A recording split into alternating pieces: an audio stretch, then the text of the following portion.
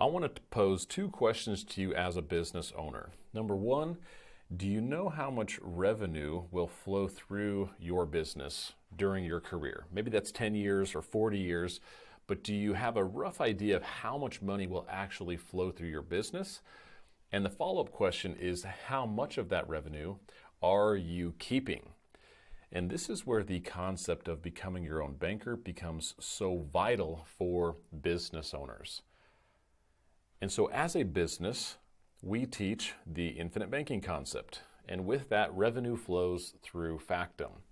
Now, I very intentionally choose to only keep about 3 to 6 months of expenses in my Chase business account because the only real benefit I'm getting by putting it there is that it's liquid and safe. And other than that, there's not a whole lot of benefit. Now, we know that banks choose to keep their savings with insurance products with very carefully selected insurance carriers. And so I really want you to think about this. This should be a huge light bulb moment for you. If the banks are some of the best players in the money game and they're choosing to keep their savings with insurance carriers, I think we should do the same, especially for our businesses. Now, a couple of days ago I checked and Chase Bank was paying 0.01% on their savings accounts. And by the way, that's still a gross number because there are still fees attached to a lot of those accounts as well as taxes for any of the growth. Now, you'll never see any growth or increase in cash from your savings accounts, which is one of the reasons why I shifted over and I put as much of my revenue as possible into my insurance policies or my private banking system. And so we're going to cover a few of the benefits of doing that. And so let's look down here at the bottom at the 4 C's. So number one, capitalize.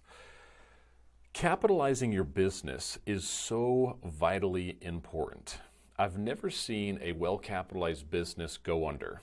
Now, it's easy to put up good numbers and have good profit when things are going really good. But if we enter an uncertain time or a recession, that's when having extra capital or savings that you've put aside into products that you own and control can really save you in time of need. And that's really the purpose of us saving money. So we want to keep our business well capitalized, and we can choose to keep that capital at a commercial bank, or we can choose to keep it where the commercial banks keep their savings or capital. Number two is control. By putting more of my revenue into the policies, I'm keeping much more control of my money. Now, this is a banking conversation. So banking is all about keeping that control and that flow of money on your side of the equation. It's a very different conversation than investing. You see, investing is separating the control of you and your money with hopes that it goes and earns a higher rate of return that comes back to you. When you are a banker, anything that flows through your private banking system or your policies, you're going to keep control and earn interest on that money every single day for the rest of your life. And that's what we call an interest cost. So going along with that control, you also have a lot more privacy inside these policies, giving you a lot of good control when it comes to running your business. You see, the IRS and creditors, even predators don't have access to these insurance policies because they're not investments. It's life insurance, and it's meant to replace your human life value. So if you know how to look at it, and especially as a consumer, you would look at your policy, especially if it was designed properly, and you would say, wow, this is one of the greatest assets I've ever owned, but it's not an investment. And because it's not an investment, it stays much more private because it's life insurance. One of the other reasons why the big banks love to store money here. Next, the level of liquidity you get with this control. So I accessed about 4 months ago $100,000 between two of my policies that I'm going to use for marketing for this year. Now, I was able to get that money into my business bank accounts within 3 days. So it's incredibly liquid. And the best part is I got to access the flexible loan provision, which gives me the highest level of control on paying back that loan to the insurance company. I could essentially opt for an interest-only loan for 30 years if I wanted to. And so you are in control of that function, which gives you a ton of control as a business owner. And with that flexible loan, because we're not borrowing from our policy, we're borrowing against it, we continue to earn uninterrupted growth on the full cash value amount inside your policy, giving you a very unique advantage in the money game. Now let's talk about certainty. So with the certainty, this is a guaranteed asset that is guaranteed to increase in cash value and death benefit every single year. And so this offers me a huge level of protection for my business because my accounts are always increasing in value on a guaranteed basis. So this gives me a very strong floor to build my business on because it has so much certainty attached to it.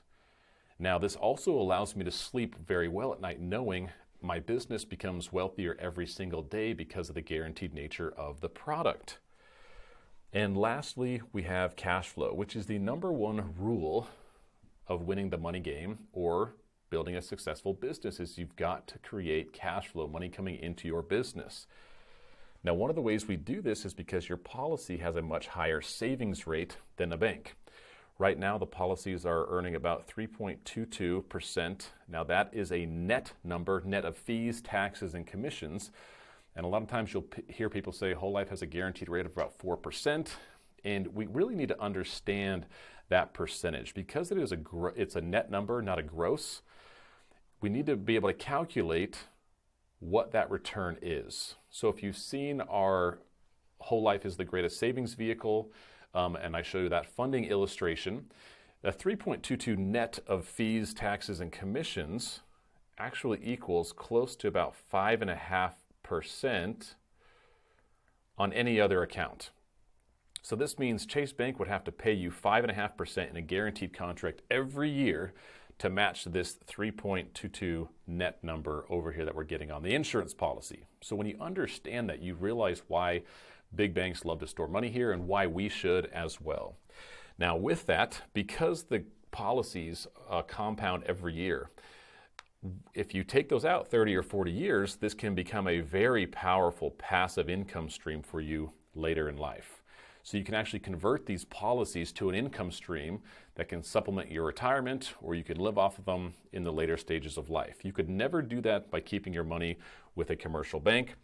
And then lastly, there's an enormous tax-free death benefit that will be transferred to the next generation after that.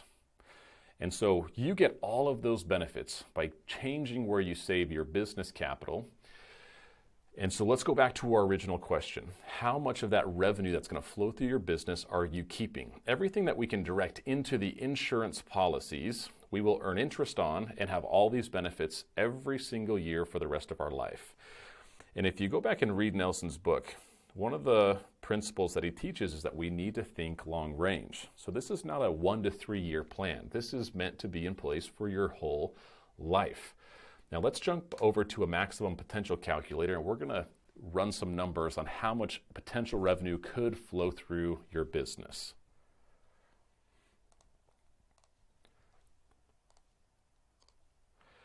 So I've got a maximum potential calculator pulled up, and we're going to assume we're going to look at a 40-year time period for your business, and you're going to have $500,000 of revenue flowing through your business each year.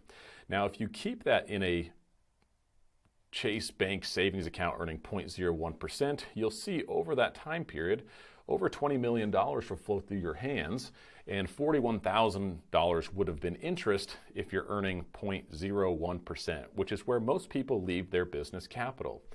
Now we know we have taxes, and I'm going to assume this lifestyle tab is just business expenses. So let's assume your business expenses take up 50% of the revenue from your business, and you're setting aside 30% for taxes, leaving 80% to profit or save. So if we're saving 20% now in that commercial bank, then over that time period, you'd be left with $4,008,211.